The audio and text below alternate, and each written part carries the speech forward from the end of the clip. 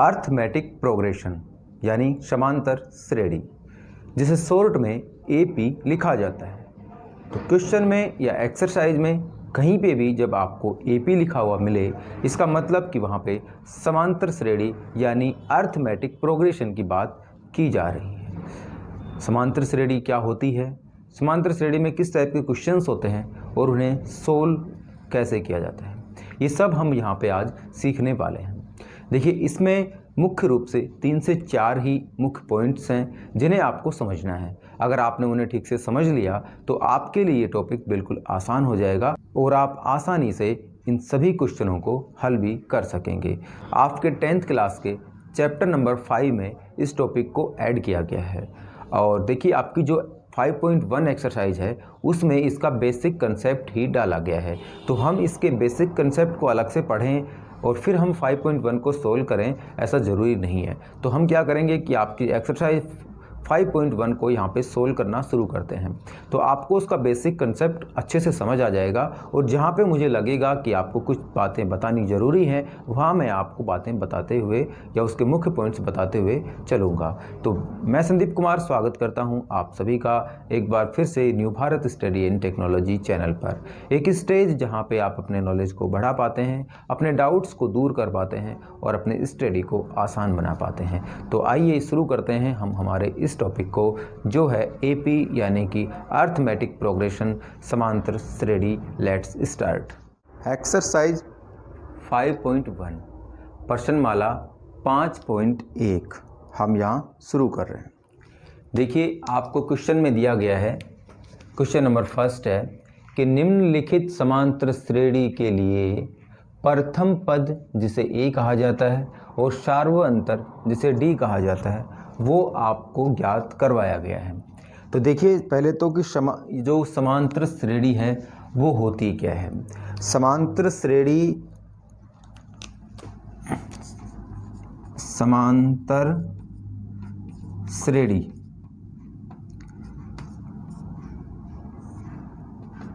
समांतर श्रेणी संख्याओं की एक ऐसी सूची होती है। समांतर श्रेणी संख्याओं की एक ऐसी सूची होती है जिसमें आगे आने वाला पद उससे पहले वाले पद में एक निश्चित संख्या जोड़ने पर प्राप्त होता है। समझे कि भाई, एक कोई ऐसी सीरीज या एक श्रेणी चल रही है क्रम वाइज कि उसमें जो आगे आने वाला जो पद होगा वो एक निश्चित संख्या के जोड़ने पर प्राप्त हो जाता है।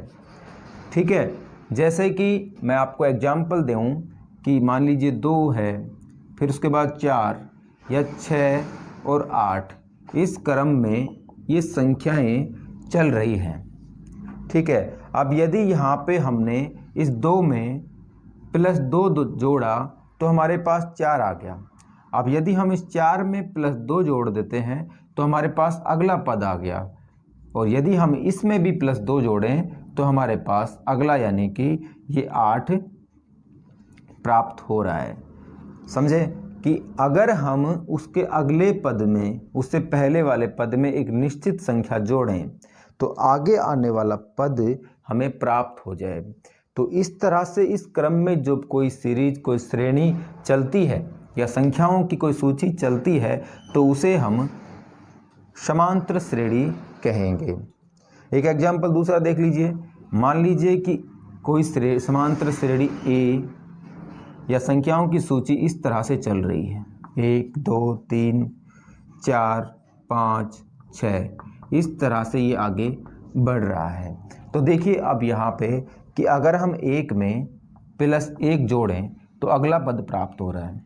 अब यदि इसमें भी हम +1 जोड़ दें तो अगले वाला पद प्राप्त हो जाएगा यानी कि 3, और यदि इसमें भी हम एक पद जोड़ें तो यहाँ पे हमें 4 प्राप्त हो जाएगा, और यदि 4 में हम 1 जोड़ें तो हमें आगे आने वाला पद 5 प्राप्त हो जाएगा। तो अब हमें ये समझ में आ गया है कि समांतर श्रेणी क्या होती है कि संख्याओं की एक ऐसी सूची जिसमें आगे आने वाला पद एक निश्चित संख्या के जोड़ देने से प्राप्त होता जाता है। समझ गए हैं आप समांतर श्रेणी। अब देखिए, जब इस श्रेणी में जो पहला वाला इस समांतर श्रेणी में जो पहला पद होता है उस प्रथम पद को भाई कोई भी समांतर श्रेणी आपको दी गई हो सकती है, उस समांतर श्रेणी में जो फर्स्ट आपको जो प्रथम जो पद आपको दिया जाता है, जो आपको संख्या दी जाती है, वो उसे लिखा जाता है ए से। उसे कैसे लिखा जा सकता है? ए। तो जब भी आप यहाँ पे समांतर श्रेणी पढ़ेंगे और वहाँ पे अगर आपको ए मिले, इसका मतलब कि वो एक समांतर श्रेणी का प्रथम पद कहलाएगा, जिसे A1 भी लिखा जा सकता है या ए लिखा जा सकता है। ठीक है, ये हो गया प्रथम पद जो कि हमें यहाँ से पूछा गया है। अब दूसरा देखिए, सार्व अंतर यानी कि डी। अब जो अगला पद हमें प्राप्त हो रहा है, यानी कि एक के बाद एक जो पद हम प्राप्त कर रहे हैं, तो वो किस डिफरेंस यानी कि किस उनमें जो डिफरेंस है वो कितना है। तो देखिए यहाँ हम 2 से जब 4 पर गए तो डिफरेंस कितना आया था? 2। और जब 4 से हम 6 पे गए तो वहाँ पे डिफरेंस कितना आया? 2। और जब 6 से हम 8 पे गए तो वहाँ पे भी डिफरेंस कितना है? 2। इसका मतलब कि जब एक पद से दूसरे वाले पद में हम पहुँचते हैं तो उनके बीच में जो डिफरेंस आता है, उस डिफरेंस को ही हम सार्व अंतर यानी कि डी कहते हैं, यानी कि कॉमन डिफरेंस। समझ में आया? इसे दोबारा समझ लीजिए। जैसे कि हम इस पद पे थे, फर्स्ट पद पे अगर हम हैं तो अगले पद में जाने के लिए हमें इसमें +1 करना पड़ रहा है। ठीक है, हमने 2 प्राप्त कर लिया। अब जब 2 से हमें 3 प्राप्त करना है तो हम इसमें फिर से 1 जोड़ा गया, इसका मतलब कि हमें 3 प्राप्त हुआ। अब 3 से जब हम 4 की तरफ बढ़े तो हमने इसमें फिर से वही डिफरेंस, यानी कि जो 2 और 3 में था, 1 और 2 में था, वही डिफरेंस हमने इसमें जोड़ा तो हमें अगला पद प्राप्त हुआ। तो ये क्या कहलाएगा? सार्व अंतर। ये क्या कहलाएगा? सार्व अंतर, यानी कि पदों के बीच जो कॉमन डिफरेंस होता है उसे डी से लिखा जाता है।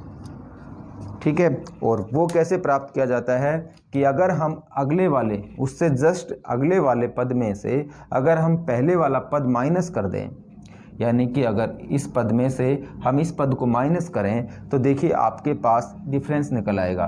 2 में से हम अगर माइनस करें 1 तो हमारे पास आया 1। यदि हम 3 में से इस पद को माइनस करें तो हमारे पास आएगा 1। और यदि हम 4 में से 3 माइनस करें तो हमारे पास आएगा, 4 में से अगर हम माइनस करते हैं 3 तो हमारे पास आता है 1। इसका मतलब कि प्रत्येक में से या आगे आने वाली संख्या में से अगर पहले वाली संख्या को माइनस करते हैं तो प्रत्येक का जो अंतर होता है, जो डिफरेंस होता है, वो बराबर आता है और वो ही उस समांतर श्रेणी का सार्व अंतर यानी कि डी कहलाता है। तो हमें इस क्वेश्चन में यही चीज़ ज्ञात करनी है, एक तो फर्स्ट प्रथम पद और दूसरा सार्व अंतर। प्रथम पद तो आप उस सीरीज के देखते ही बता सकते हैं, और सार्व अंतर आप कैसे निकालेंगे कि उसके जस्ट अगले वाले पद में से हम पहले वाला पद माइनस कर देंगे।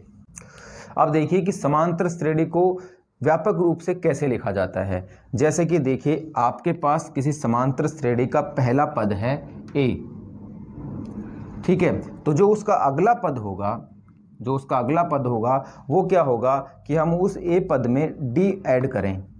ठीक है, यानी कि हम उसके प्रथम पद में डी ऐड करें, उसका सार्व अंतर ऐड करें, तभी तो हमें अगले वाला पद मिलेगा। यानी कि जी 2 कैसे आया? हमने 1 में जब इस सार्व अंतर को जोड़ा, यानी कि ए में जब हमने उस डी को जोड़ा तो हमें दूसरा पद प्राप्त हुआ। इसका मतलब कि ए प्लस डी ये उसका दूसरा पद होगा। ठीक है, इसी तरीके से जब तीसरा जो पद होगा इसका वो क्या होगा? ए प्लस 2d। ठीक है, और जब उसका अगला जो पद होगा यानी कि चौथा पद जो होगा वो होगा a प्लस 3d। ठीक है, तो यदि हमें इसमें तीसरा पद चाहिए, यदि हमें इसमें तीसरा पद चाहिए तो हम क्या करेंगे कि भाई a जो उसका प्रथम पद है उसे, और प्लस तीसरा पद चाहिए, इसलिए हम क्या करेंगे कि उसका जो सार्व अंतर है उसको किससे गुणा करेंगे? 2 से। किससे गुणा करेंगे? 2 से। यानी कि हमने उसे कैसे गुणा किया? a प्लस तीसरा पद निकाल रहे हैं तो यानी कि 3 - 1 × d। समझे?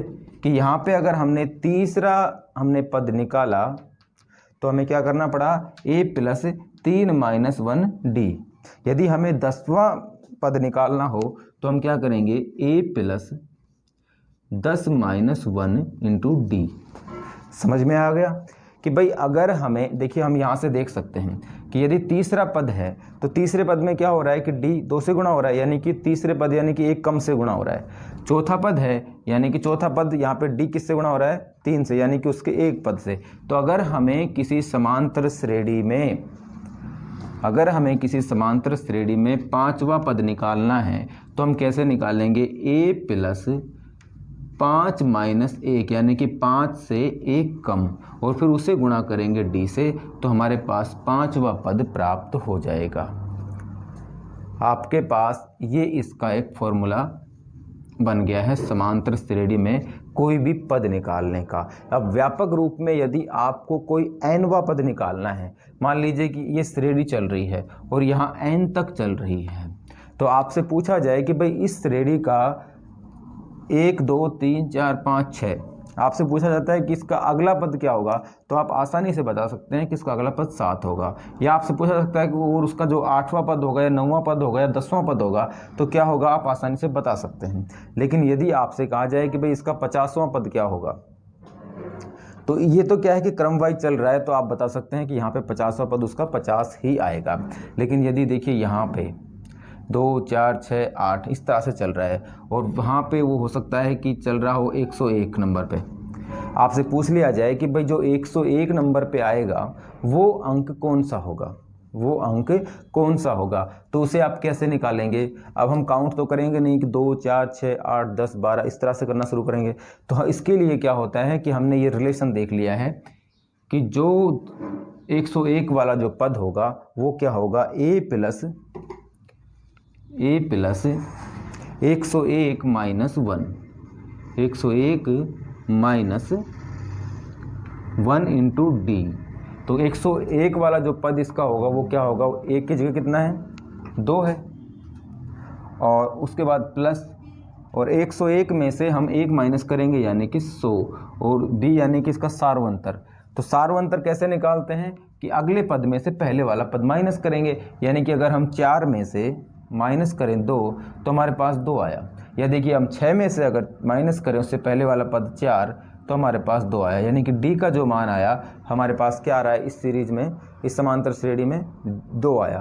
तो हम यहाँ डी की जगह लिखेंगे 2। तो हम देखेंगे कि जो इसका 101 वाला पद आएगा वो कितना आएगा, 2 प्लस 100 इंटू 2 यानी कि 200, और तो जो इसका जो 101 वाला पद आएगा वो आएगा 202। ठीक है, तो इस तरह से हम आसानी से उसका जो पद होता है वो निकाल पाएंगे। अब आते हैं हम हमारे इस क्वेश्चन पर, क्वेश्चन नंबर 1 पर। बाकी बातें हम जिस तरह से क्वेश्चन सोल्व करेंगे वो हम समझते जाएंगे, स्टेप बाय स्टेप आपको सब बातें समझ आ जाएंगी। तो लेट्स स्टार्ट, क्वेश्चन नंबर 1 को सोल्व करते हैं। अब हम क्वेश्चंस को सोल्व कर लेते हैं। देखिए क्वेश्चन नंबर जो 1 का जो फर्स्ट पार्ट है आप आसानी से सोल्व कर सकते हैं। यहाँ पे आपको एक समांतर श्रेणी, देखिए कहा गया है क्वेश्चन में ऑलरेडी आपसे कि एक समांतर श्रेणी के लिए हमें प्रथम पद और सार्वंतर निकालना है। तो कहा गया है कि ये ऑलरेडी समांतर श्रेणी है, आपको इसमें चेक करने की आवश्यकता नहीं है। यानी कि आपको जो दिया गया है फर्स्ट पार्ट जो है 6 9 12 और 15। अब देखिए एक बार आप इससे चेक भी कर लीजिए ताकि और आपका जो कंसेप्ट है वो अच्छे ढंग से क्लियर हो जाए। देखिए यहाँ पे 6, उसके बाद 9, उसके बाद 12 और उसके बाद 15, तो प्रत्येक में देखिए +3 का डिफरेंस आ रहा है, प्रत्येक में +3 का डिफरेंस आ रहा है, यानी कि अगला पद हमें जस्ट 3 जोड़ने के बाद प्राप्त हो रहा है। ठीक है, अगर हम 6 में 3 जोड़ते हैं तो 9 आ गया, 9 में अगर हम 3 जोड़ते हैं तो 12 आ गया, और 12 में हम 3 जोड़ते हैं तो 15 आ गया। और ये सीरीज ऐसे ही, यानी कि श्रेणी ऐसे ही चल रही है। इसका मतलब कि ये एक समांतर श्रेणी है, ये तो कन्फर्म है, ये तो क्वेश्चन में पहले से कहा गया भी है और हमने इसे चेक भी कर लिया है। अब हमें आंसर में क्या लिखना है कि इसका जो प्रथम पद होगा वो होगा इस श्रेणी का पहला पद कितना है, 6 है। ठीक है। अब पूछा गया है सार्वंतर। सार्वंतर के लिए हम क्या करेंगे कि हम उसके किसी भी अगले पद में से उसके पहले वाला पद माइनस कर लेंगे। देखिए अगर हम इसे a1 लिखें, देखिए इसे हम माने कि भाई ये 6 जो है वो a1 है, उसके बाद जो है वो a2 है, उसके बाद वाला पद है वो a3 है और उसके बाद वाला पद जो है वो a4 है। तो हम क्या करें कि किसी भी पद में से इसमें से इसको माइनस कर लें, इस पद में से इसको पद माइनस कर लें, या इस पद में से इस पद को माइनस कर लें, तो वो हमें सार्वंतर यानी कि जो d का मान है वो हमें मिल जाएगा। तो देखिए हम यहाँ पे सीधे सीधे a2 में से a1 माइनस कर लेते हैं।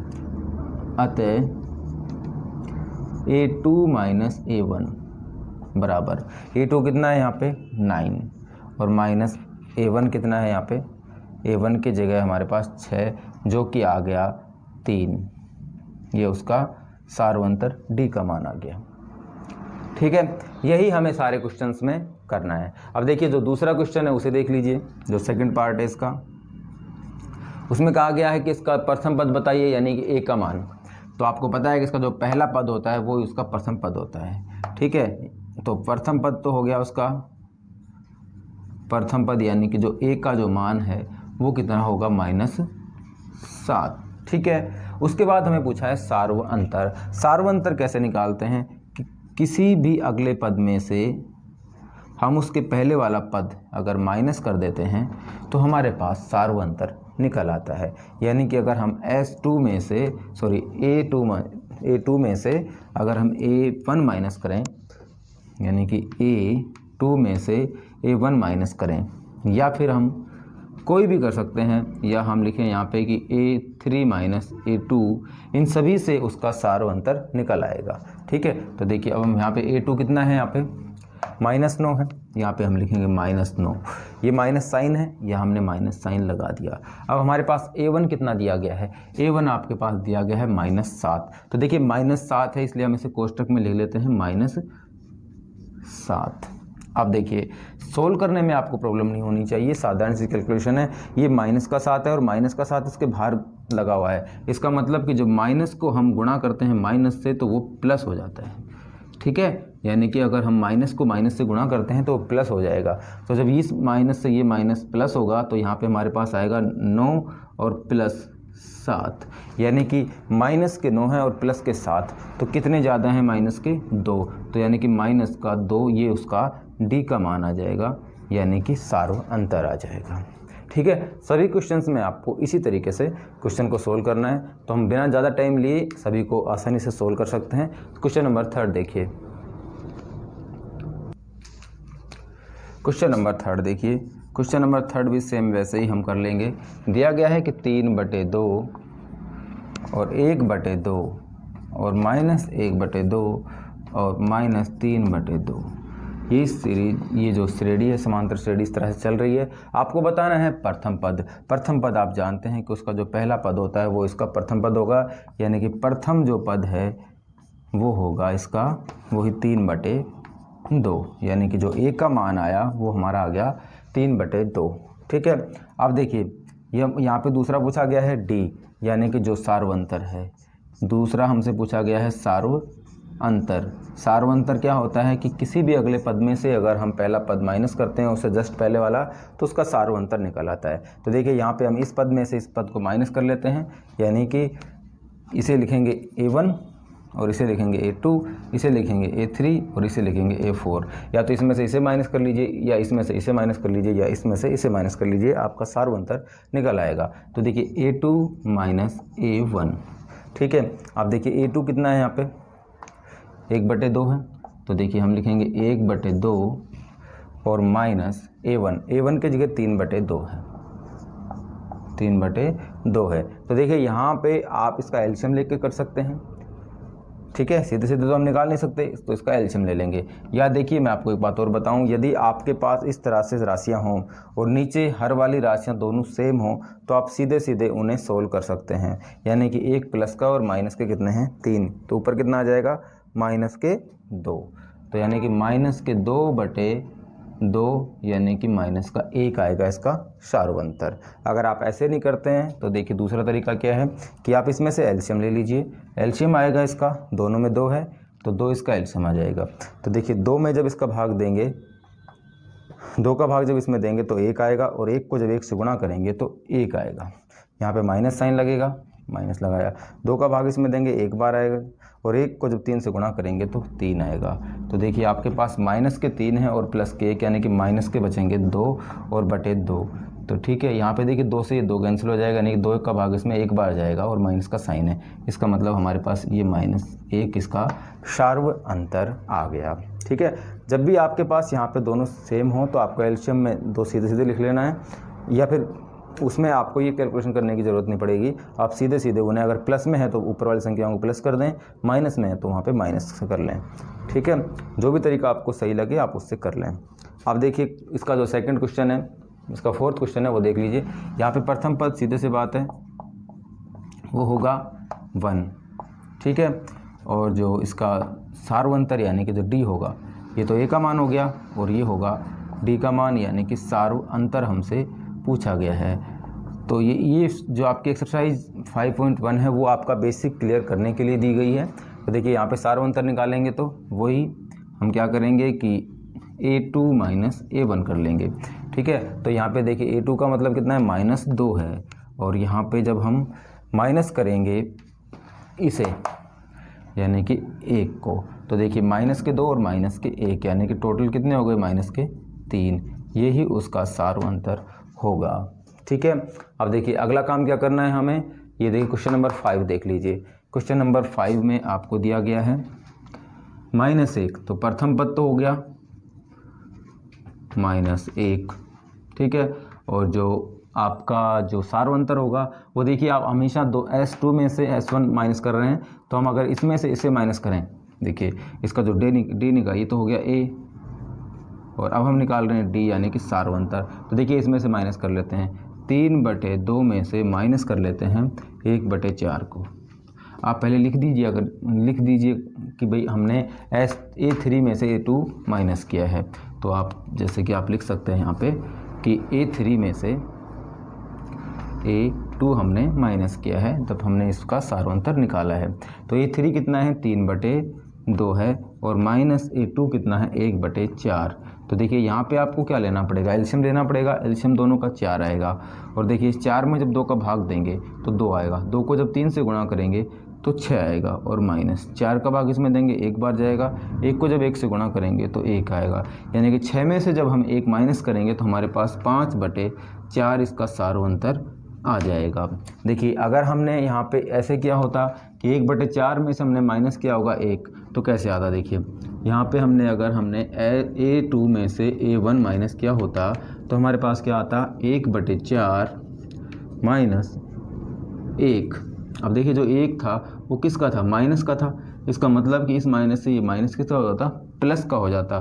तो हम 1/4 प्लस 1 करते, ठीक है, और इस 1 को ऐसे लिखते, एक को 1/1 लिखा जा सकता है। अब इसका एलसीएम लेते, यानी कि यहाँ पे 4 आता, फिर 4 का भाग इसमें देते 1 को जब 1 से गुणा करेंगे तो 1 आएगा, और प्लस 1 का भाग इसमें देंगे 4 आएगा, 4 में 1 का भाग 4 बार जाएगा, 4 को 1 से गुणा करेंगे तो 4, यानी कि हमारे पास वही आता 4 और 1 5, यानी कि 5/4।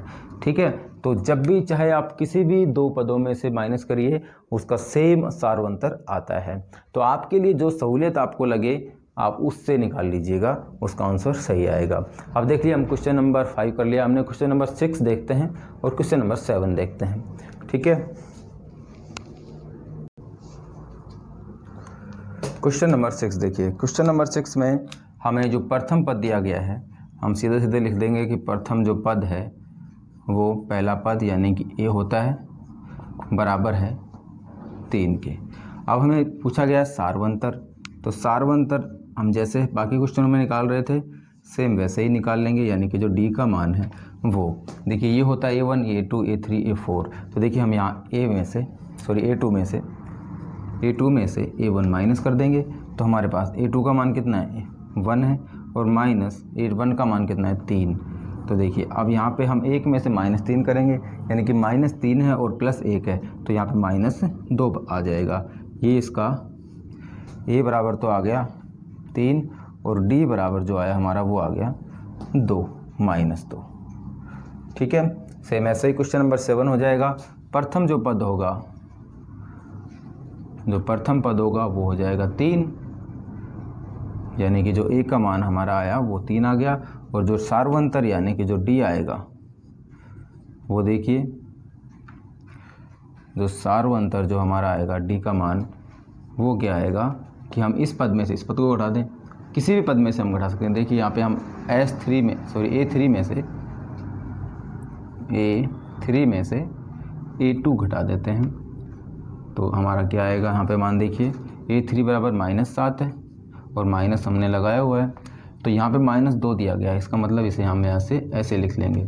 अब देखिए इस माइनस से माइनस जो है प्लस हो जाएगा। ठीक है, मैंने अभी आपको बताया कि माइनस से जब माइनस को गुणा करते हैं तो प्लस हो जाता है, तो यहाँ पे तो -7 रहेगा और यहाँ पे +2 हो जाएगा, तो -7 और +2 तो किसके बचेंगे, माइनस के 5 बचेंगे, तो ये उसका d का मान आ जाएगा। तो देखिए इसमें भी हमने देख लिया है कि जो a बराबर आया वो हमारा आया 3 और जो d का जो मान सार्वंतर जो हमारा आया वो आ गया -5। चेक कर लीजिए, अगर आप इसको भी करना चाहेंगे तो भी -5 आएगा, इससे करना चाहेंगे तो भी -5 आएगा। देखिए -12 है, -12 में से माइनस करेंगे -7। ठीक है, तो देखिए इस माइनस से माइनस कितना हो जाएगा प्लस, तो -12 + 7, तो देखिए जब 7 और 12 में से जब माइनस करेंगे तो ये 5 अधिक है -5, तो ये -5 इसका आंसर आएगा। ठीक है, तो आपका जो फर्स्ट क्वेश्चन है वो कंप्लीट हो गया है और आप प्रथम पद समझ चुके हैं, सार्वंतर समझ चुके हैं और मुख्य बात कि समांतर श्रेणी समझ चुके हैं कि उसमें प्रत्येक पद एक निश्चित संख्या के जोड़ने पर प्राप्त होता है, वो सीरीज समांतर श्रेणी कहलाती है। ठीक है, और अब हम क्वेश्चन नंबर 2 देख लेते हैं। अब सेकंड क्वेश्चन देखिए, कहा गया है कि यदि किसी समांतर श्रेणी के लिए प्रथम पद a और सार्वअंतर d निम्न अनुसार आपको दिया हुआ है तो उस श्रेणी के प्रथम 4 पद लिखिए। ठीक है, मान लीजिए कि आपको कोई एक समांतर श्रेणी इस तरीके से दी गई है, यानी कि मान लीजिए दिया गया है 3, 6, 9, 12, इस तरह से आपको कोई समांतर श्रेणी दे दी गई है।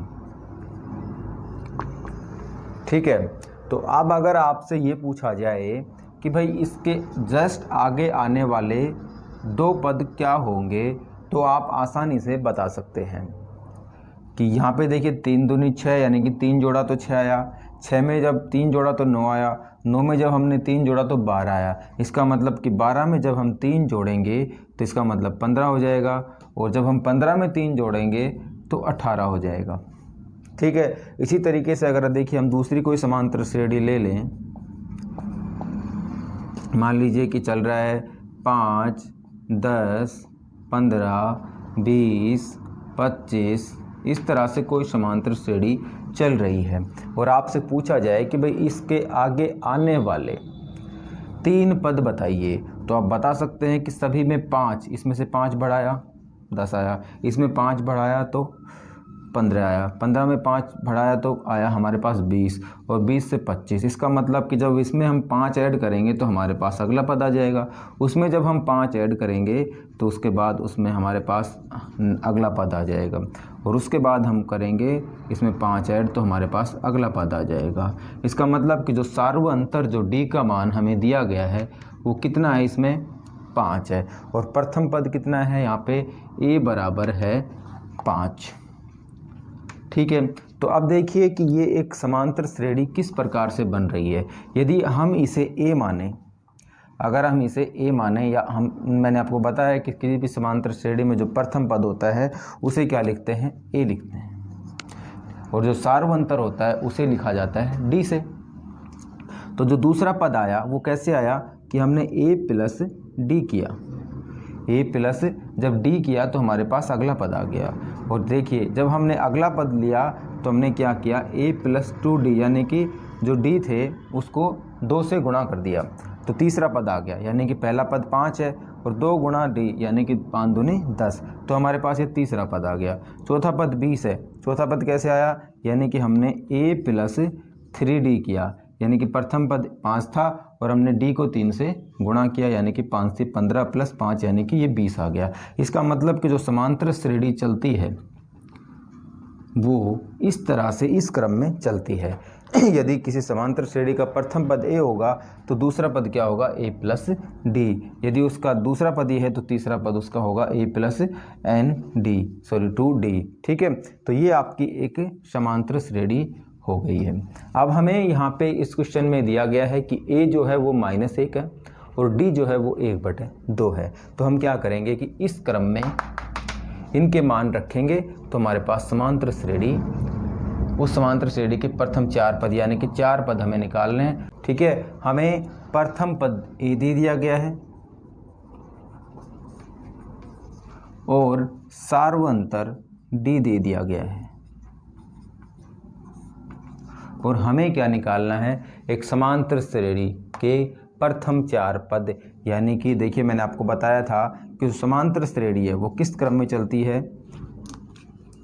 प्रथम पद अगर उसका a है तो दूसरा पद क्या होगा, a प्लस डी, उसके अगले वाला जो पद होगा वो होगा a प्लस 2d और जो उसके अगले वाला पद होगा वो होगा a प्लस 3d।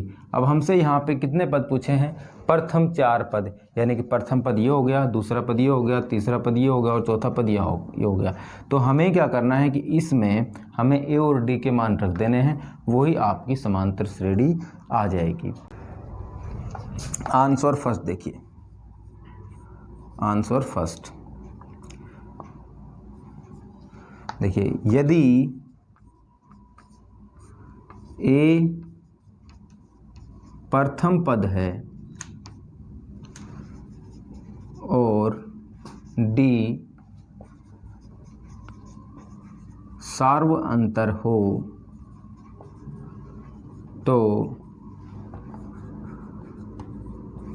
उसके लिए बनने वाली समांतर श्रेणी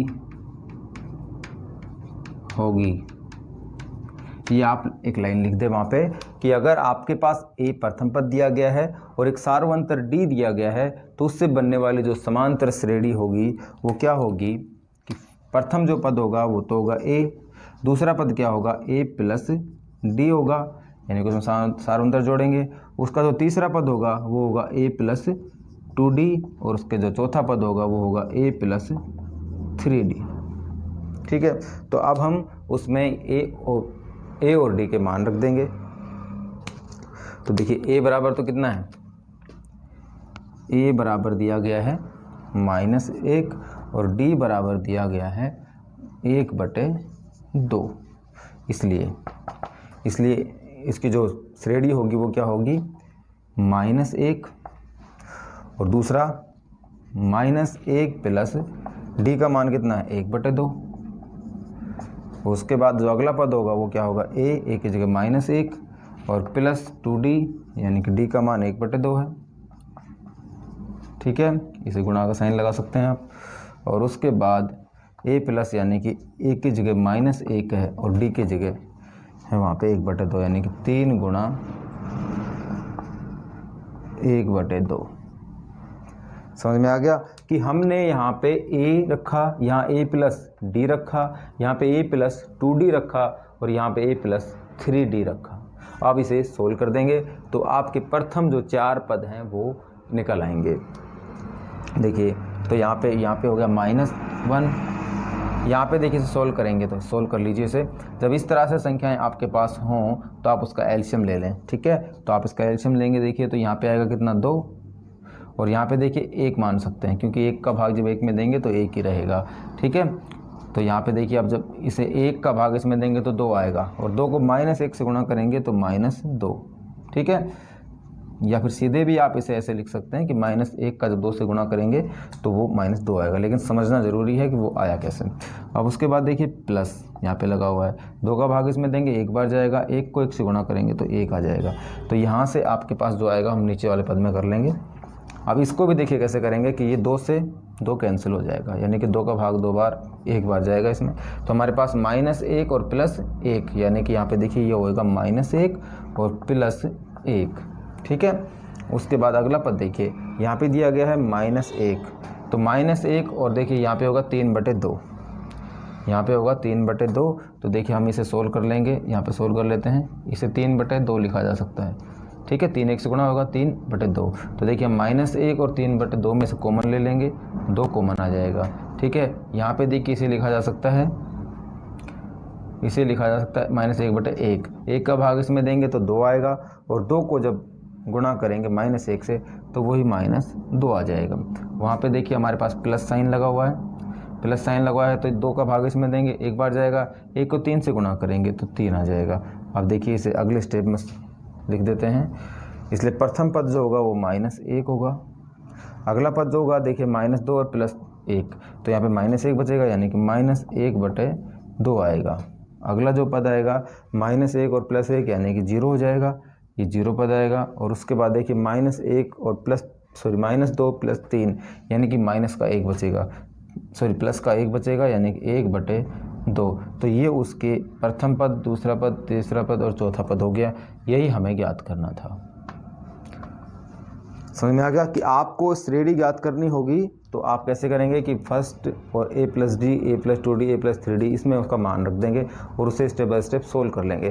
तो ये आपकी श्रेणी बन गई है, जो समांतर श्रेणी आई आपके पास वो ये आई है, ठीक है। कि यहाँ पे जो वो श्रेणी चल रही है वो इस तरह से चलेगी।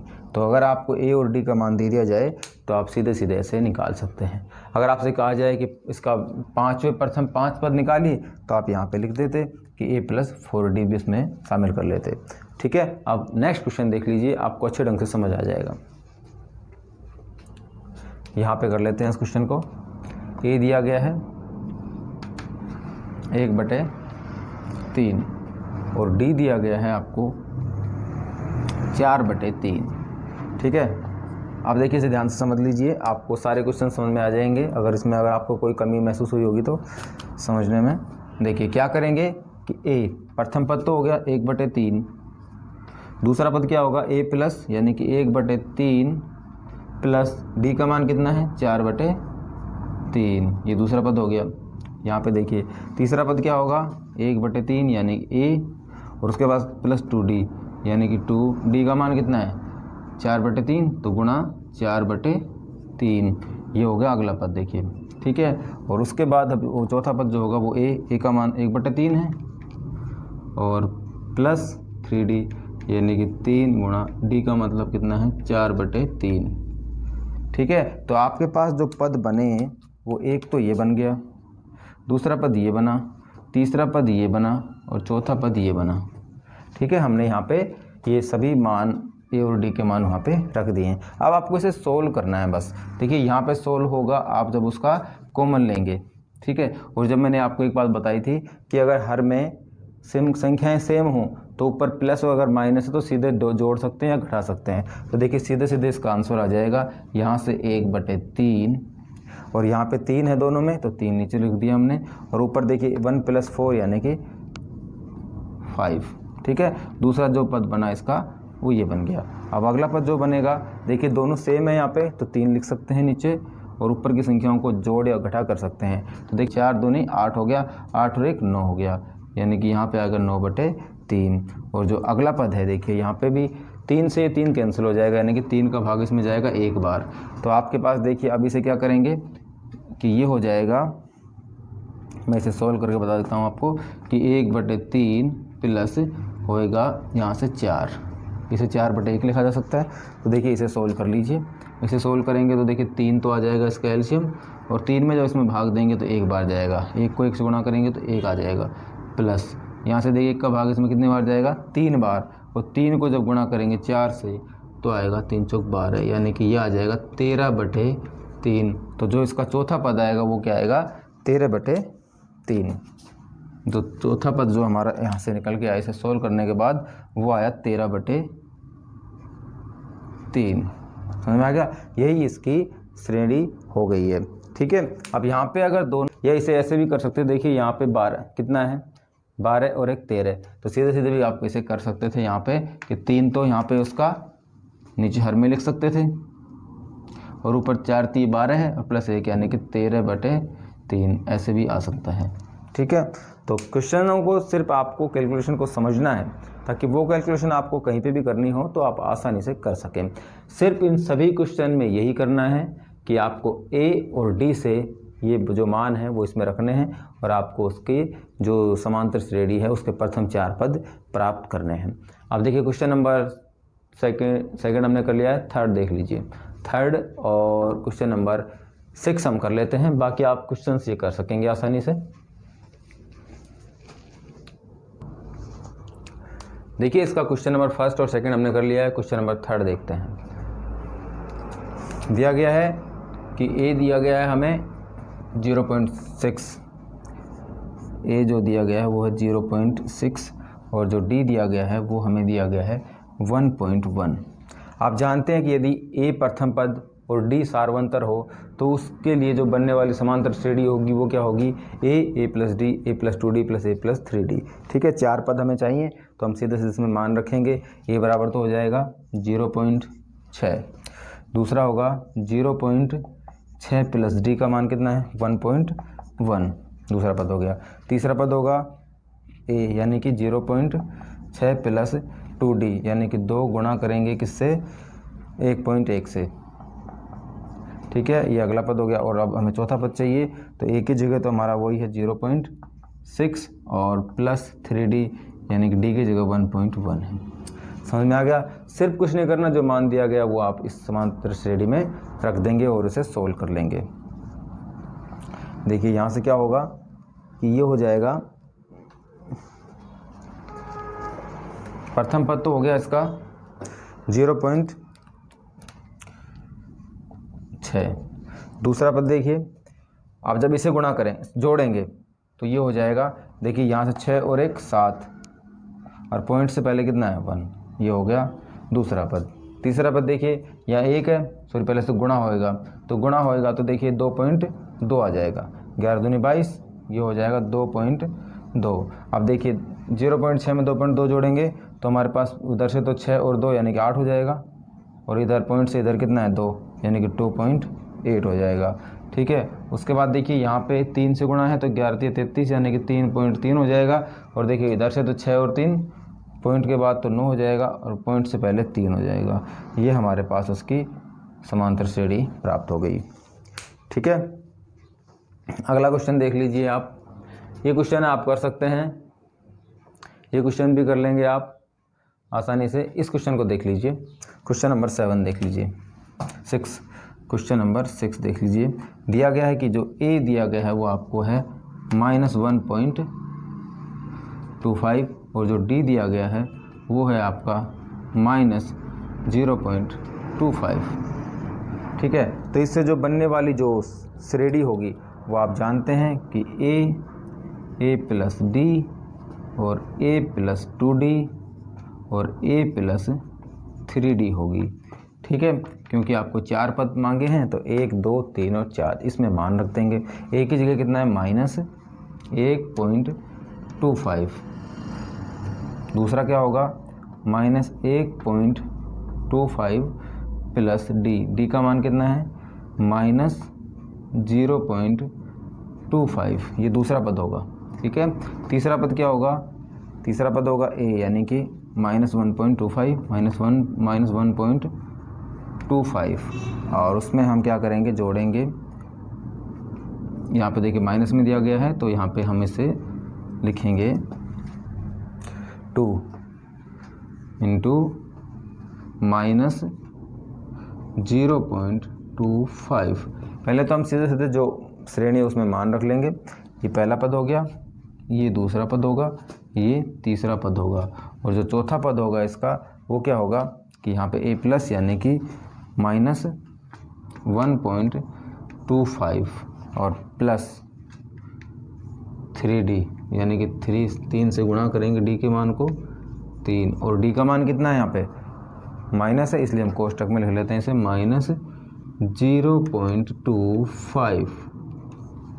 समझ में आ गया। अब हमें उसे सरल करना है। देखिए आसानी से हम इसे सरल कर सकते हैं, इसमें कोई प्रॉब्लम आपको नहीं आनी चाहिए कि ये हो गया -1.25 पहला पद हो गया। दूसरा पद देखिए, यहाँ पे ये प्लस और माइनस जब गुणा होगा तो माइनस ही रहेगा, ठीक है। इसका मतलब माइनस के 0.25 है और यहाँ पे माइनस के 1.25 हैं, तो इसमें 25 जब जोड़ेंगे तो देखिए हो जाएगा ये -1.50, यानी कि 5 और 5 10 यानी कि 0, 2 और 2 4 यानी कि 5, ठीक है। और यहाँ पे आगे 1 है तो 1.50 ये इसका दूसरा पद होगा। तीसरा पद देखिए, तीसरा पद यानी कि 2 से हमें इसे गुणा करना पड़ेगा। तो देखिए प्लस और माइनस जब गुणा होता है तो माइनस आता है, तो ये संख्या माइनस ही बनी रह जाएगी, ठीक है। अब देखिए 0.25 को जब 2 से गुणा करेंगे तो ये आएगा 0.50, ठीक है। अब यहाँ पे 0.50 है और यहाँ पे 1.25 है, तो देखिए यहाँ से हो जाएगा ये 1.75, ठीक है। जब आप इसे जोड़ेंगे तो देखिए यहाँ से तो 5 आ जाएगा और ये 2 और 5 यानी कि 7 आ गया, और पॉइंट के आगे 1 है तो ये आ गया -1.75, तीसरा पद आ गया। चौथा पद देखिए, यानी कि 3 से गुणा होगा, माइनस का पद है, तो माइनस और प्लस जब गुणा होते हैं तो माइनस आएगा, तो इसका मतलब ये पद भी माइनस है और ये पद भी माइनस है, तो यहाँ पे तो 1.25 है, और यहाँ से जब 3 से गुणा करेंगे तो 25 से 75 यानी कि 7.75 आ जाएगा, ठीक है, 0.75 आ जाएगा, ठीक है। अब क्या करेंगे कि इसमें हम इसे जोड़ देंगे, तो ये आएगा 1.25 में जब इसे जोड़ेंगे तो ये आ जाएगा पूरा -2.00, यानी कि देखिए 5 में 5 जोड़ेंगे 0 हासिल 1, और ये 2 और 7 9 यानी कि 10 10 के ऊपर 10 का 0 हो जाएगा, और 1 हासिल यानी कि 2, तो ये आ जाएगा 2। चाहे इसे आप लिखिए चाहे ना लिखिए, इससे कोई फ़र्क नहीं पड़ता। तो ये आपकी सीरीज हो गई 4 पदों तक। समझ में आ गया। सिर्फ कैलकुलेशन आपको थोड़े सा ध्यान से करना है कि आपको पॉइंटों में कहीं गलती ना हो जाए, ठीक है। तो ये इसका आंसर हो गया। अब इसका जो लास्ट क्वेश्चन है, क्वेश्चन नंबर 7, वो देख लेते हैं, फिर आपका क्वेश्चन नंबर 2 कंप्लीट होता है। सेकंड का लास्ट क्वेश्चन है, क्वेश्चन नंबर 7 जो है इसका कि दिया गया है कि आपको प्रथम पद, जो प्रथम पद है वो आपको दिया गया है 20, और जो सार्वंतर यानी कि ए का मान आपको दे दिया गया है, और जो सार्वंतर यानी कि जो डी है, जो आपको सार्वंतर दिया गया है वो दिया गया है -3/4। तो देखिए जो इनसे बनने वाली जो एक समांतर श्रेणी होगी वो आप जानते हैं, ए और डी से बनने वाली समांतर श्रेणी होगी वो ए और ए प्लस डी और ए प्लस 2d और a प्लस 3d, यानी कि चौथा पद जो होगा वो उसका a प्लस 3d होगा, और हमें 4 पद ही यहाँ पे लिखने हैं।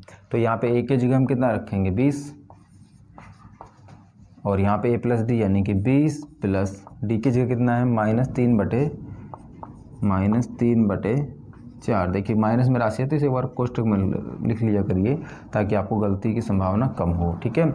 a का मान कितना है 20 है, यहाँ पे 20 रखा हमने, प्लस 2d यानी कि 2 से गुणा करना है किसको -3/4 को, ठीक है। उसके बाद जो अगला पद बनेगा वो क्या बनेगा a की जगह हमारे पास 20 है, और प्लस 3d यानी कि 3, d का मान कितना है -3/4। ये हमने एक समांतर श्रेणी के पद में सभी मान a और d के मान रख लिए हैं। अब हमें इन्हें सोल्व करना है, बस वही उसकी जो प्रथम पद होंगे समांतर श्रेणी के वो ज्ञात हो जाएंगे। तो यहाँ से प्रथम पद तो हो गया हमारे पास 20, दूसरा देखिए यहाँ पे -3/4 है, ठीक है, और यहाँ देखिए प्लस और ये माइनस है, तो प्लस माइनस जब गुणा होता है इसका मतलब गुणा होगा यहाँ पे, ठीक है, कि ये जो माइनस प्लस है ये प्लस ये माइनस हो जाएगा, तो 3/4, इसका मतलब हमारे पास जो बना वो बना 20 -3/4। समझ गए इसको। इससे जब भी आप समझेंगे कि ये प्लस और ये माइनस गुणा हो गए, इसको माइनस बना देंगे, तो ये तो हो गया प्लस और ये रहेगा, ये तो प्लस रहेगा और ये होगा माइनस। ये हो गया दूसरा पद। अगला पद क्या बनेगा कि 20, ये देखिए ये भी माइनस इससे गुणा है, प्लस से, तो इसका मतलब कि ये भी माइनस हो जाएगा और माइनस 3 दूनी 6/4 होगा। ठीक है, और उसके बाद देखिए हमारे पास पद अगला वाला जो बना है वो है 20 और फिर ये माइनस और प्लस से माइनस हो जाएगा, यानी 3 3 9/4, ये उसका चौथा पद होगा। अब देखिए आप इसे या तो सोल्व कर लीजिए, पहले थोड़ा छोटा कर लीजिए, या फिर सीधे सीधे भी आप इसे हल कर लीजिए, यानी कि इसका एलसीएम ले लीजिए और फिर उसका मान आ जाएगा। तो ये तो हो जाएगा 20, यहाँ से जब एलसीएम लेंगे तो कितना आएगा 4, और 4 में देखिए यहाँ पे 1 माना जा सकता है, यानी कि 1 है यहाँ पे, तो 1 का भाग जब इसमें देंगे 4 आएगा, और 4 को जब गुणा करेंगे 20 से तो कितना आएगा 80, यानी 80, और माइनस 4 का भाग इसमें देंगे तो कितना आएगा 1 बार, और 1 को जब 3 से गुणा करेंगे तो 3 आ जाएगा। ठीक है, ये दूसरा पद हो गया। इसे देखिए यहाँ पे देखिए इसका एलसीएम वही 4 आएगा, 1 का भाग इसमें देंगे 4 आएगा, 4 को 20 से गुणा करेंगे तो 80 आ जाएगा, माइनस करेंगे, देखिए यहाँ पे 4 का भाग 1 बार गया और यहाँ पे आ गया 6, ये दूसरा पद हो गया, तीसरा पद हो गया। चौथा पद देखिए यहाँ पे भी एलसीएम 4 आएगा, और यहाँ पे देखिए 1 का भाग इसमें देंगे 4, और 4 को जब इससे गुणा करेंगे तो 80 आएगा। ठीक है, आप इसे सीधे सीधे भी गुणा कर सकते हैं, 20 चौके 80, माइनस उसके बाद 4 का भाग इसमें देंगे 1 आएगा, 1 को 9 से गुणा करेंगे तो 9 आ जाएगा। ठीक है, अब इसे सोल्व करके लिख दीजिए यहाँ पे, यानी कि जो फर्स्ट पद आएगा हमारा वो 20 आएगा, उसके बाद 80 में से 3 माइनस करेंगे तो हमारे पास 77, यानी कि 77/4 आ जाएगा दूसरा पद।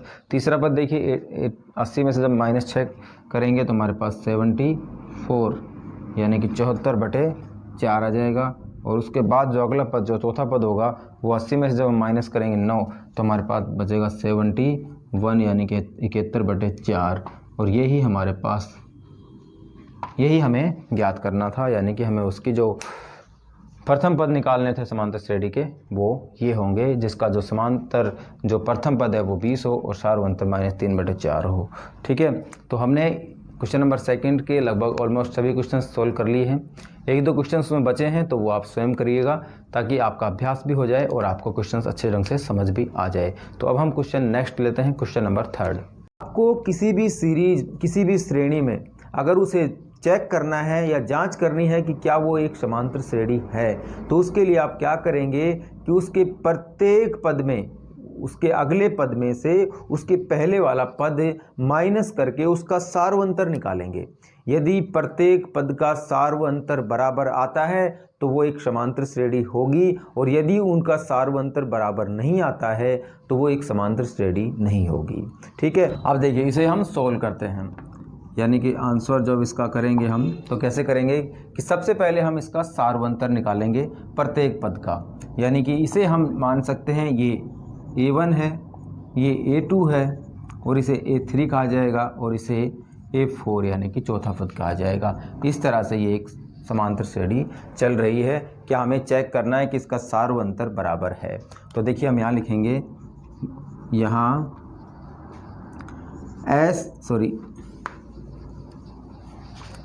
यहाँ A2 माइनस A1 चेक किया हमने कि A2 कितना है 5/2 और माइनस A1 यानी कि 2। इसे देखिए सीधे सीधे हम माइनस नहीं कर सकते, इसका एलसीएम लेना पड़ेगा। यहाँ पे आएगा 2 का भाग इसमें दिया 1 आया, यहाँ से आएगा 5 माइनस, यहाँ पे देखिए इसे 1 माना जा सकता है, 1 का भाग इसमें देंगे 2 आएगा, 2 को 2 से गुणा करेंगे तो आएगा 4। तो हमारे पास जो यहाँ से निकल के आया मान वो आया 1/2, यानी कि जो सार्वंतर हमारा इससे आया वो आया 1/2। हम इस दूसरे से चेक करेंगे कि यानी कि A3 माइनस A2, इसे जब चेक करेंगे तो देखिए हम 3 में से माइनस करेंगे 5/2, 3 माइनस 5/2। इसका तरीका क्या होगा कि इसे भी हम एलसीएम लेना पड़ेगा। यहाँ से हमने एलसीएम लिया और यहाँ से देखिए इसे 1 माना जा सकता है, 1 का भाग इसमें देंगे तो 2 आएगा, और 2 को जब 3 से गुणा करेंगे तो 6, यानी कि 6 माइनस, फिर यहाँ से 2 का भाग 1 बार गया, 1 को 5 से गुणा करेंगे तो हमारे पास आया 6 में से 5 गया, तो यानी कि 1/2 इसका मान आया। ठीक है, ये दूसरा सार्वंतर भी हमारे पास 1/2 आया है। अब देखिए तीसरा करते हैं, यानी कि A4 माइनस A3, इसे जब हम करेंगे तो यानी कि 7/2 में से माइनस करेंगे 3। ठीक है, इसका तरीका भी वही होगा कि हम क्या करेंगे कि इसका एलसीएम ले लेंगे, एलसीएम आएगा इसका 2, ठीक है। और देखिए जब 2 का भाग देंगे तो यहाँ से आएगा 7 और माइनस यहाँ पे देखिए इसे 3 दूनी 6, तो हमारे पास यहाँ से जो a4 माइनस a3 किया हमने तो हमारे पास 1/2 आया। हम देख रहे हैं कि यहाँ पे हमारे पास प्रत्येक जो हमने पद में से जो सार्वंतर निकाला है वो बराबर आ रहा है। तो हम यहाँ लिखेंगे कि चूंकि an+1 माइनस an, ठीक है, क्योंकि यहाँ पे जो अगला पद है उसमें से अगर हम पहले वाला पद घटा रहे हैं तो सभी मान के लिए सभी मान समान हैं, सभी मान समान हैं, इसलिए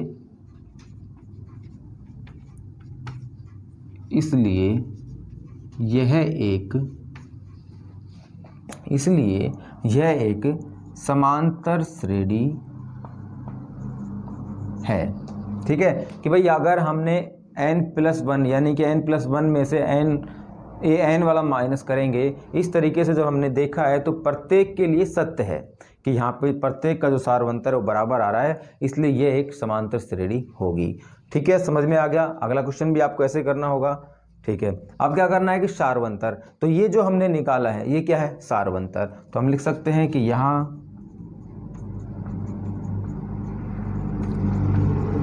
सार्वंतर जो है यानी कि जो d का मान है वो बराबर कितना आया, 1/2। ठीक है, यहाँ तक क्वेश्चन हो गया। अब क्या कह रहा है क्वेश्चन में कि भाई अगले 4 पद भी निकालिए।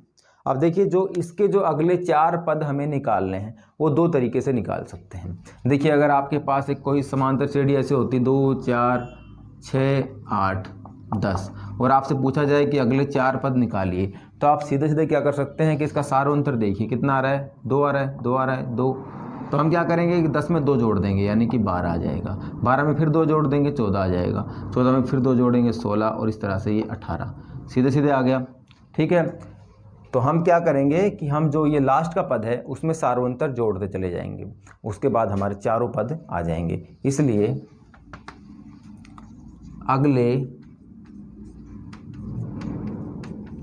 4 पद होंगे, क्या क्या होंगे, 7/2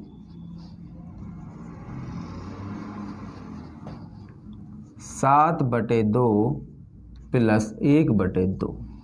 ठीक है, तो देखिए यहाँ पे, अब यहाँ पे नीचे 2 सेम है दोनों में तो 2 लिख सकते हैं, और ऊपर की संख्याओं में प्लस है तो इन दोनों को जोड़ कर देंगे यानी कि 8/2 यानी कि इसे लिखा जा सकता है 4।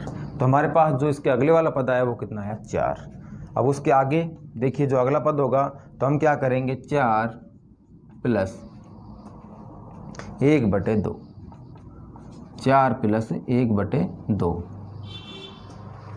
इसे सरल करेंगे तो देखिए क्या आएगा कि 2 आ गया हमारे पास एलसीएम, यहाँ से होगा 4 दूनी 8 और प्लस यहाँ से होगा 1 यानी कि 1 यानी कि हमारे पास आ गया 9/2। ये उसके अगले वाला पद आ गया। उसके आगे वाला जो पद होगा उसमें 9/2 में हम प्लस कर देंगे 1/2। देखिए वो क्या आएगा कि 2 यहाँ पे दोनों में है हर में, तो यहाँ से 2 आ गया, इन दोनों को जोड़ेंगे तो ये क्या होगा, 9 और 1 10, 10 में 2 का भाग देंगे तो क्या आएगा, 5। तो जो अगले वाला पद आया वो आएगा 5। अब उसके अगले वाला जो पद होगा हम 5 में जोड़ कर देंगे 1/2 को। ठीक है, तो यहाँ से भी देखिए जब इसका एलसीएम लेंगे तो क्या आएगा, 2, और यहाँ से देखिए 1 2 का भाग जाएगा, 1 का भाग इसमें 2 बार जाएगा, 5 से गुणा होगा 10 और प्लस यहाँ से 1 बार तो यहाँ से आएगा 1 यानी कि हमारे पास आ गया 11/2। तो कुल हमारे पास जो उसके अगले 4 पद आए वो आगे 4, 9/2 और यहाँ से 10/2 को लिखेंगे 5 और उसके बाद 11/2। ये उसके अगले 4 पद होंगे, आप ऐसे निकालेंगे। ठीक है, इसका तरीका ये है कि आप इसे सीधे सीधे ही जो आपको लास्ट पद दिया गया है उसमें सार्वंतर जोड़ दें, फिर उसके अगले वाले पद में सार्वंतर जोड़ दें, फिर उसके अगले वाले पद में सार्वंतर जोड़ दें। ये आसानी से क्वेश्चन आपका हो गया। ठीक है, सेम यही काम आपको प्रत्येक क्वेश्चन में करना है। देखिए सेकंड वाला क्वेश्चन देख लेते हैं। इसी का सेकंड क्वेश्चन देखिए, आपको दिया गया है एक -1/2 -1/2 -1/2 -1/2। ठीक है, तो हम देखिए यहाँ क्या लिखेंगे, इसका सोल्यूशन करेंगे सेम वैसे ही जैसे हमने फर्स्ट क्वेश्चन किया है कि a2 - a1 करेंगे, यानी कि हम इसमें से इसे घटाएंगे, यानी कि -1/2 में से माइनस करेंगे -1/2 को। ठीक है, अब देखिए यहाँ पे सेम वही सिचुएशन हो गई कि माइनस को माइनस से गुणा करेंगे तो क्या होगा, प्लस होगा, यानी कि -1/2 और +1/2 जब होंगे तो आंसर कितना आएगा, -1/2 +1/2 यानी कि 0 आ जाएगा। ठीक है, या आप इसे देखिए एलसीएम लेके भी कर सकते हैं कि अगर इसका एलसीएम 2 आता है तो यहाँ आएगा -1 और यहाँ आएगा +1, यानी कि 1 + 1 माइनस कितना होगा 0, 0/2 यानी कि 0। या सीधे सीधे आप समझ सकते हैं कि -1/2 है +1/2 है तो इसका मतलब कि 0। ठीक है, तो यहाँ पे हमारा जो सार्वंतर आया वो कितना है 0। अब हम क्या करेंगे a3 - a2 से, a3 की जगह भी उतना ही है -1/2 और फिर हम माइनस करेंगे -1/2 को, तो सेम वही सिचुएशन बनेगी, यानी कि माइनस का 1/2 और प्लस के 1/2 इक्वल टू आएगा 0। ठीक है, सेम ऐसे ही जब हम a4 करेंगे -a3 तो वो भी क्या आएगा -1/2 और +1/2 बराबर 0। समझ में आ गया। सबसे पहले हमने इसके प्रत्येक पद में से सार्वंतर निकाला, तो अब हम लिख सकते हैं कि यहाँ an + 1 - an, यदि हम उसके अगले पद में से उसके पहले वाला पद माइनस करते हैं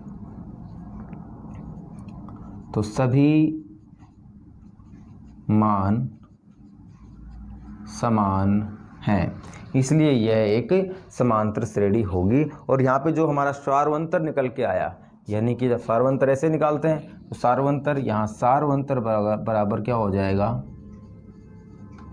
सार्वंतर जो बराबर यानी कि जो d का मान होगा वो कितना आया 0। ठीक है, तो आप इस चीज़ से एक चीज़ और सीखे होंगे कि सार्वंतर का मतलब ये नहीं है कि आपको संख्याएं उसमें बढ़ती हुई जानी जरूरी है, मतलब ये है कि संख्याओं के बीच में जो डिफरेंस है वो सभी में बराबर आना चाहिए। तो आप ये कंफर्म हो जाइए कि इसमें ये ज़रूरी नहीं है कि उसमें जोड़ने पर ही वो कुछ आए।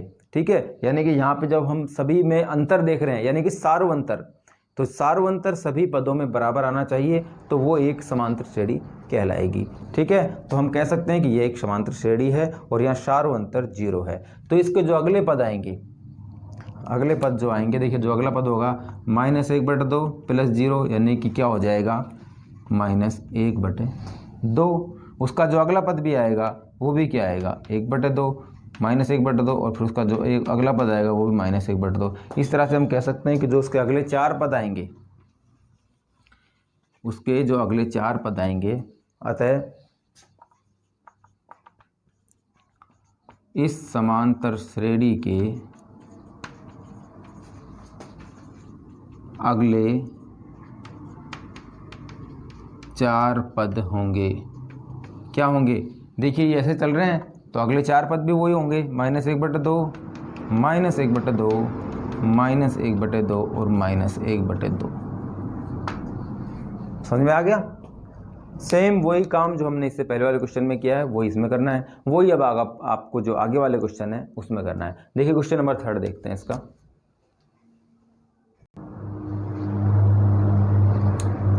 इसका थर्ड पार्ट देखिए, इसे हम सॉल्व कर रहे हैं कि हमें सबसे पहले क्या चेक करना है कि क्या इस समांतर श्रेणी में है।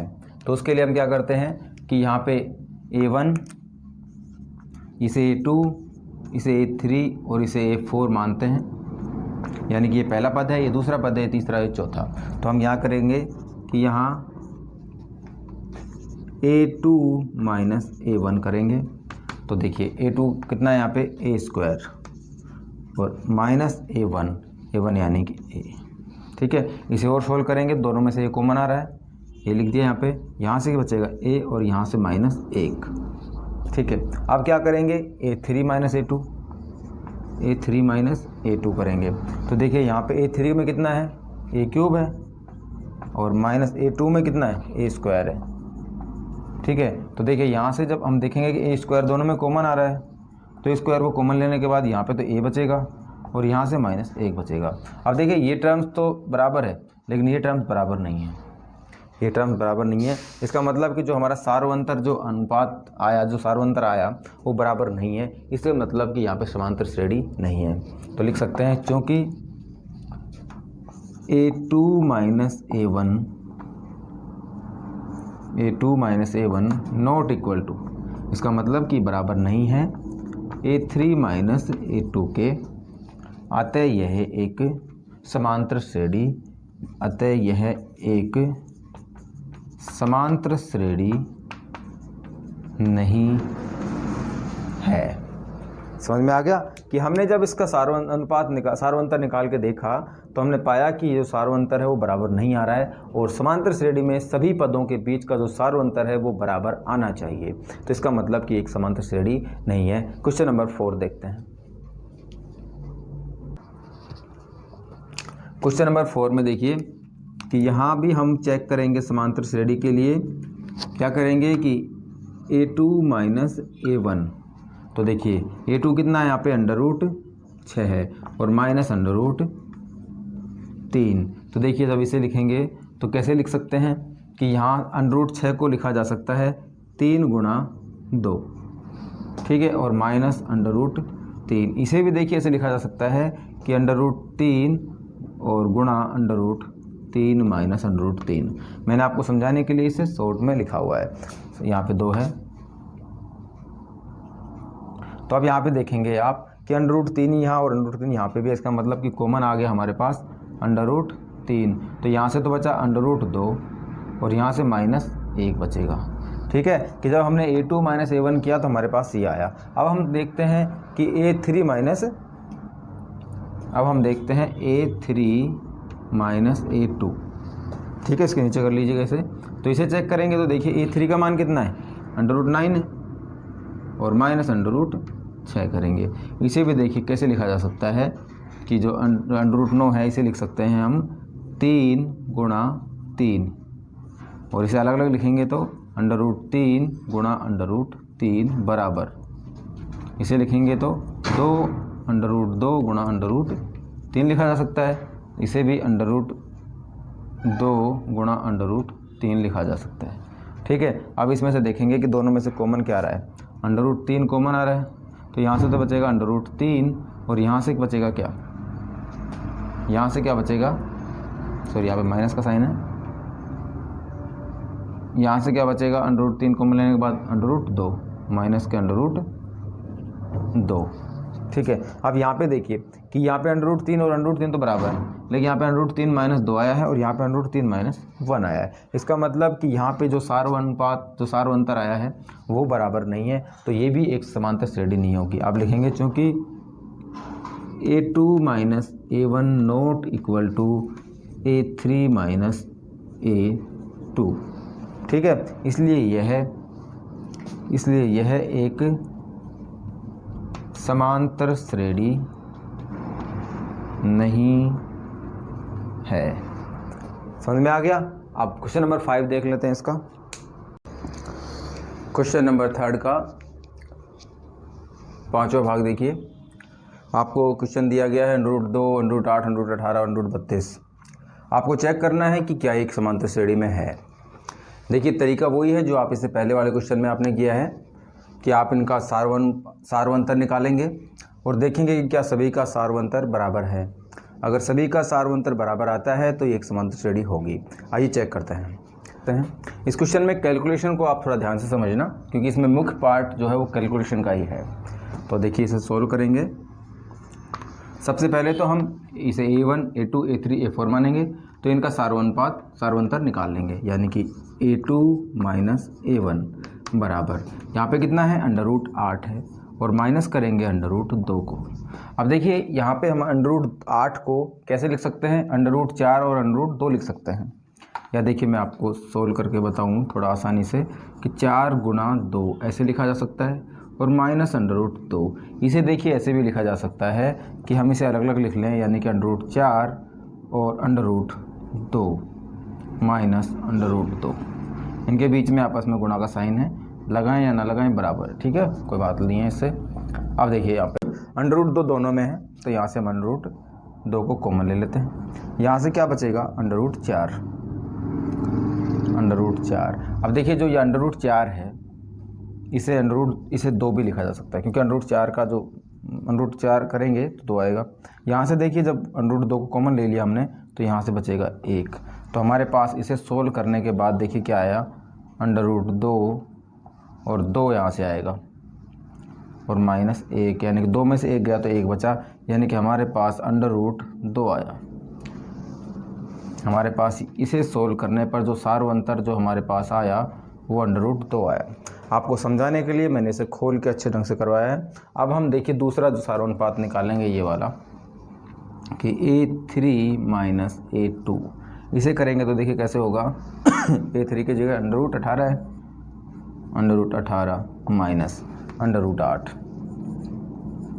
इसे भी देखिए कैसे लिख सकते हैं, इसे लिखा जा सकता है 2, वो इसे लिखा जाएगा,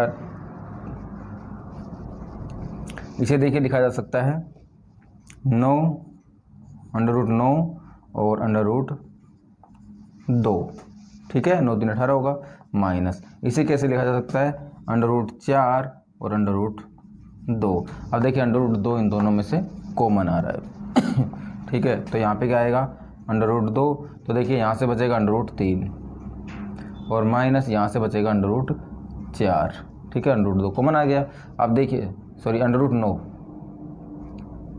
यहाँ पे कितना है, under root 9 minus under root 4। तो देखिए यहाँ से अंडर रूट 2 हो गया और इसे जब वर्गमूल करेंगे तो 3 और इसका जब वर्गमूल करेंगे तो 2, यानी कि 3 में से जब 2 माइनस करेंगे तो 1 आएगा, यानी कि अंडर रूट 2 आएगा, ठीक है। इसमें मुख्य काम क्या है, सिर्फ कैलकुलेशन का, तो इसे ध्यान रखिए।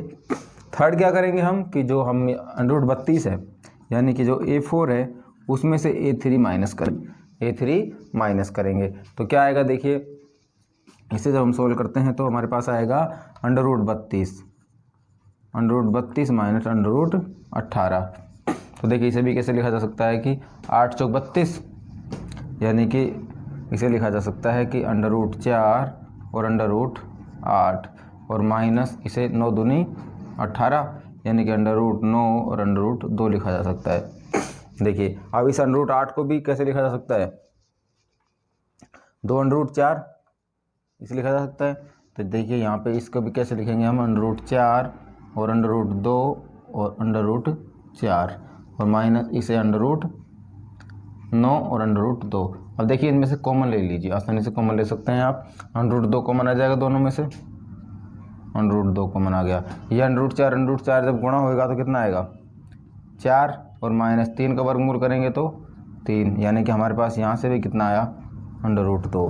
तो हम कह सकते हैं कि यहाँ पे an प्लस 1 माइनस an के सभी मानों के लिए समान है, सभी मानों के लिए समान है, सभी मानों के लिए समान है, इसलिए यह एक समांतर श्रेणी है, ठीक है। दूसरा कि वो उसका जो सार्वंतर हमसे पूछा है, तो हमने जो निकाला ये क्या है, ये सार्वंतर ही है, तो इसका जो सार्वंतर होगा यानी कि जो d का मान होगा वो क्या आएगा, अंडर रूट 2। अब क्या निकालना है हमें कि उसके आगे आने वाले 4 पद हमें निकालने हैं। तो हम जो आगे आने वाले पद होंगे, इसलिए इसके आगे आने वाले 4 पद होंगे अंडर रूट 32 है, अंडर रूट 32 में प्लस करेंगे अंडर रूट 2 को, ठीक है। आप देखिए अंडर रूट 32 में आप सीधे से जोड़ नहीं सकते, तो आप क्या करेंगे कि इसमें इसे कॉमन लेंगे, यानी कि इसे दूसरा रूप में चेंज कर लेंगे। 32 को चेंज किया जा सकता है कि 16 अंडर रूट और अंडर रूट 2 और प्लस अंडर रूट 2। ठीक है, अब देखिए यहाँ से अंडर रूट 2 कॉमन आ रहा है, अंडर रूट 2 को कॉमन ले लेंगे तो यहाँ से तो बचेगा अंडर रूट 16। अंडर रूट 16 को क्या ले सकते हैं 4, और यहाँ से प्लस 1, तो हमारे पास क्या आ गया 5 अंडर रूट 2। तो हमारे पास क्या आएगा 5 अंडर रूट 2। समझ में आ गया है कुछ कि भाई हमने 32 को कैसे लिखा, इस तरह से लिख लिया है ताकि इसमें से अंडर रूट 2 कॉमन आ जाए। अंडर रूट 16 का जब वर्गमूल करेंगे तो 4 आएगा, और यहाँ से अंडर रूट 2 को कॉमन ले लिया तो यहाँ पे बचा 1, यानी कि 5 अंडर रूट 2 हमारे पास आ गया। ये उसका अगला पद हो गया। अब उसके अगले वाला पद क्या होगा 5 अंडर रूट 2 प्लस हमारा सारोंतर कितना आया था अंडर रूट 2 आया था। तो देखिए जो अगला पद आएगा तो 5 अंडर रूट 2 हो गया, मतलब कि यहाँ पे 5 अंडर रूट 2 है और यहाँ पे 1 अंडर रूट 2 है, तो कुल अंडर रूट कितने हो गए। अंडर रूट 2 को अगर कहें भाई, अगर आपको ये कहा जाए कि 5 under root 2 plus 6 under root 2, तो देखिए 6 अंडर रूट तो यहाँ पे हो गए 5, ये मतलब 11 अंडर रूट हो गए। तो इस तरीके से आप ऊपर वाले में कितना देखेंगे कि 5 अंडर रूट 2 और 1 अंडर रूट 2, यानी कुल कितने हो गए 6 अंडर रूट 2। इसे 6 अंडर रूट 2 लिखा जा सकता है। ठीक है, अगला जो पद आएगा वो क्या आएगा 6 under root 2 plus under root 2, यानी कि हमारे पास 6 और 1 7 अंडर रूट 2 आ गया। और उसके अगले वाला पद जो आएगा वो आएगा 7 under root 2 plus under root 2, यानी कि हमारे पास आ जाएगा 7 और 1 8 अंडर रूट 2। अब आप एक चीज़ देखेंगे कि आपको यहाँ पे जो राशि दी गई है वो सभी किस में है वर्गमूल के अंदर है, तो इन राशियों को भी हम वर्गमूल के अंदर कर सकते हैं। कैसे देखिए, इसे 5 अंडर रूट 5 गुणा अंडर रूट 5 लिखा जा सकता है, और उसके बाद कितना है अंडर रूट 2, यानी कि अब हम सभी के ऊपर अंडर रूट लगा दें और 5 को 5 से गुणा 25 और 25 को 2 से गुणा करें तो 50। ठीक है, सेम ऐसे ही करेंगे तो इसके कैसे लिखा जा सकता है अंडर रूट 6 गुणा अंडर रूट 6 गुणा अंडर रूट 2 लिखा जा सकता है। तो इसे ही लिखेंगे तो तीनों के ऊपर अंडर रूट लगा देंगे और 6 को 6 से गुणा करेंगे 36 और 36 को जब 2 से गुणा करेंगे तो 72। ठीक है, इसे भी देखिए यहाँ पे कैसे कर सकते हैं अंडर रूट 7 गुणा अंडर रूट 7 और गुणा अंडर रूट 2। इन तीनों राशियों को जब आपस में अंदर गुणा कर देंगे तो कितना आएगा 7 को 7 से गुणा करेंगे 49 को 2 से गुणा करेंगे तो ये आएगा 98। ठीक है, ये देखिए 8 को अंडर रूट 8 लिखा जा सकता है और अंडर रूट 8 और गुणा अंडर रूट 2। ठीक है, इसका मतलब सेम ही होता है। अब इन तीनों को जब हम अंडर रूट में ले लेंगे तो इसका मतलब 3 राशि गुणा करनी है। 8 64 को करेंगे तो 2 28, यानी कि 128, यानी कि हमारे पास उसी फॉर्म में ये अगले पद निकल आए हैं अंडर रूट में।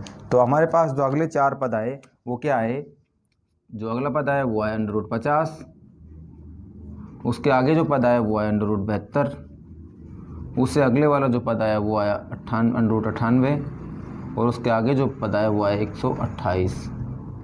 ठीक है, ये आपका आंसर हो गया, ये आपको करना था। इस क्वेश्चन में आपके पास थोड़ी सी कैलकुलेशन है, उसे थोड़ा ध्यान से समझिएगा। बाकी इस क्वेश्चन में सेम वही काम आपको करना था, कोई डिफ़िकल्टी इसमें नहीं है। ठीक है, अब हम नेक्स्ट क्वेश्चन नंबर 6 देख लेते हैं।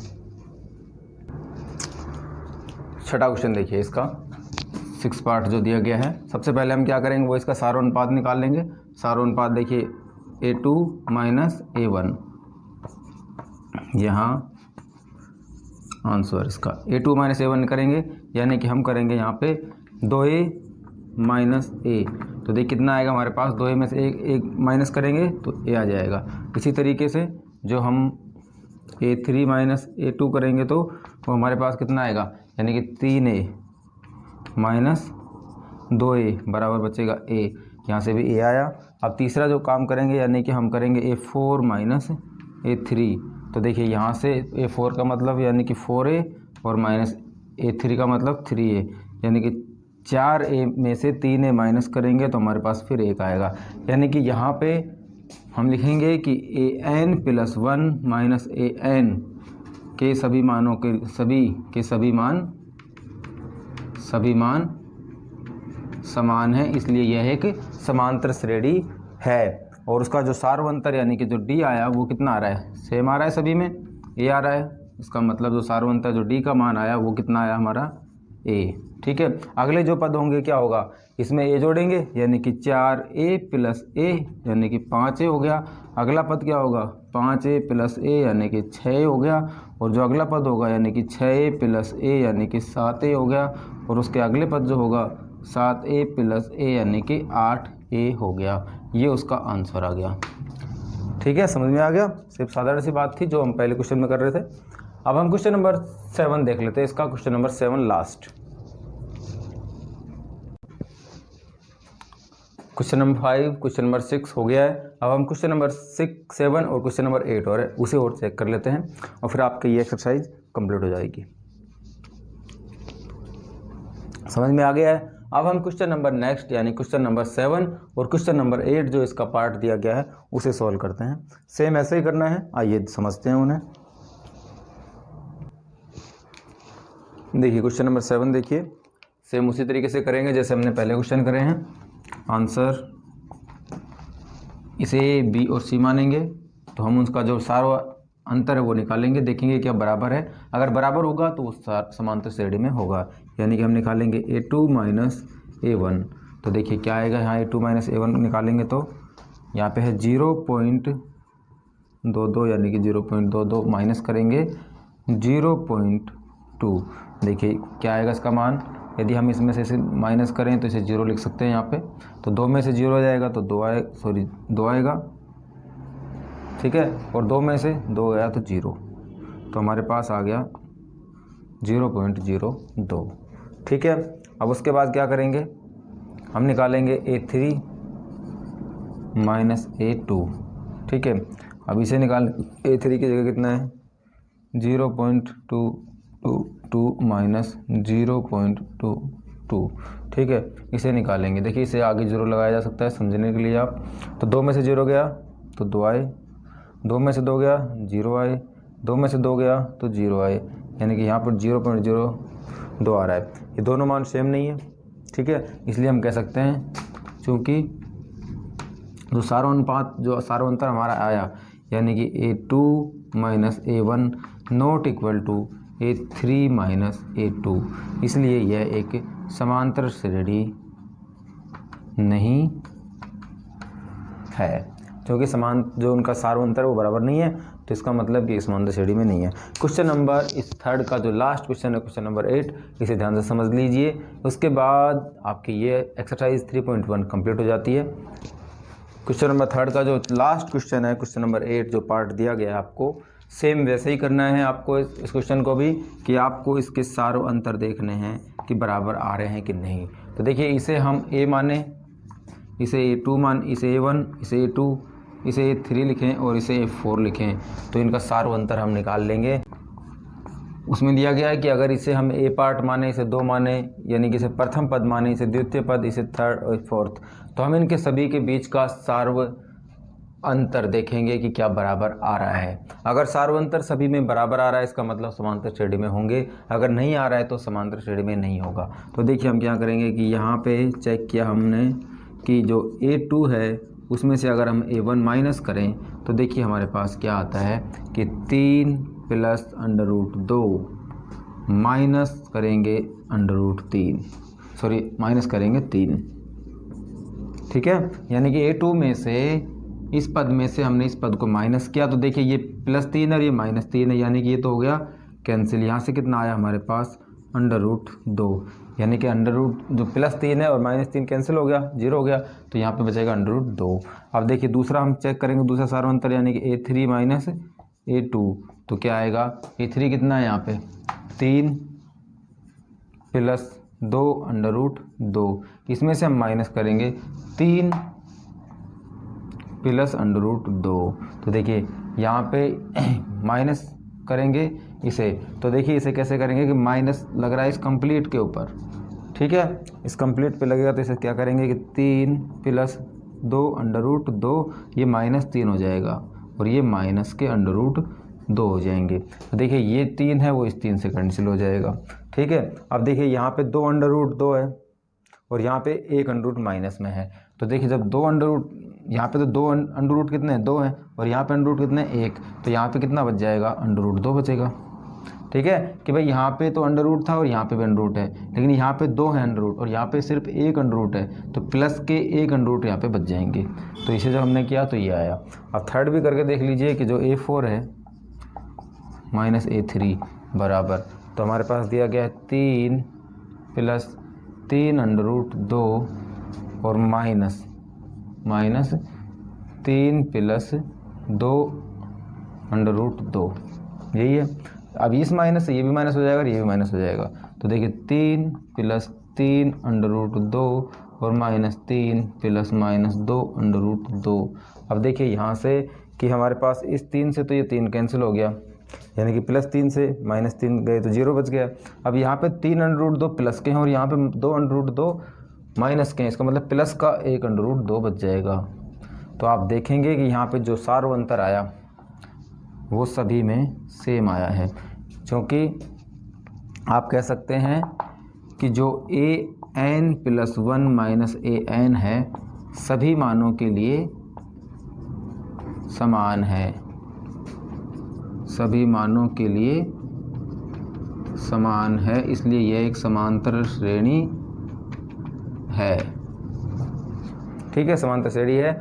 अब क्या करेंगे कि सार्वअंतर हमें लिखना है, सार्वअंतर हम लिख देंगे यहाँ पे कि जो सार्वअंतर है वो कितना है, अंडर रूट 2, यानी कि जो डी का जो मान आया वो आया अंडर रूट 2। ठीक है, अब हमें क्या करना है कि अगली टर्म्स, अगले 4 पद हमें निकालने हैं। तो हम इस पद में क्या लिखेंगे, देखिए 3 प्लस 3 अंडर रूट, या फिर लिख लीजिए एक और लाइन कि अतः आगे आने वाले 4 पद होंगे, क्या होंगे, इस वाले में हम सार्वअंतर जोड़ देंगे, यानी कि 3 प्लस 3 अंडर रूट 2 में अगर प्लस करें अंडर रूट 2 को तो देखिए 3 तो यहाँ पे आ गया, और देखिए 3 अंडर रूट 2 और 1 अंडर रूट, यानी कि 4 अंडर रूट हो गए, प्लस के 4 अंडर रूट 2 हो गए।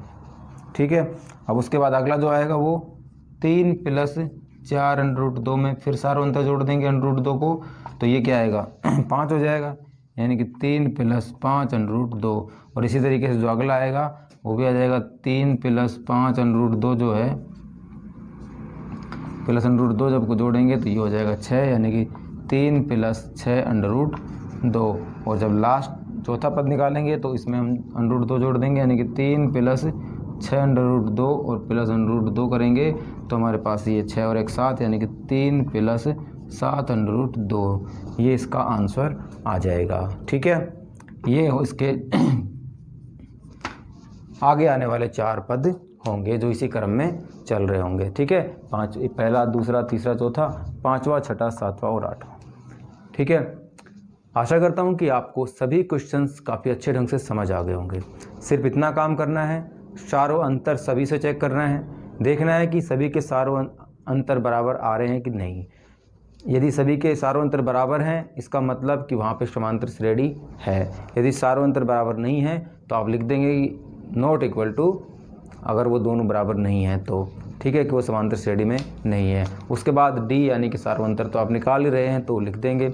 उसके बाद आपको अगले जो 4 पद निकाल रहे हैं तो अगले जो पद आपको लास्ट पद दिया गया है उसमें आप सार्वअंतर जोड़ते चले जाइए, अगले 4 पद निकल आएंगे। ठीक है, आपकी एक्सरसाइज 3.1 कंप्लीट होती है।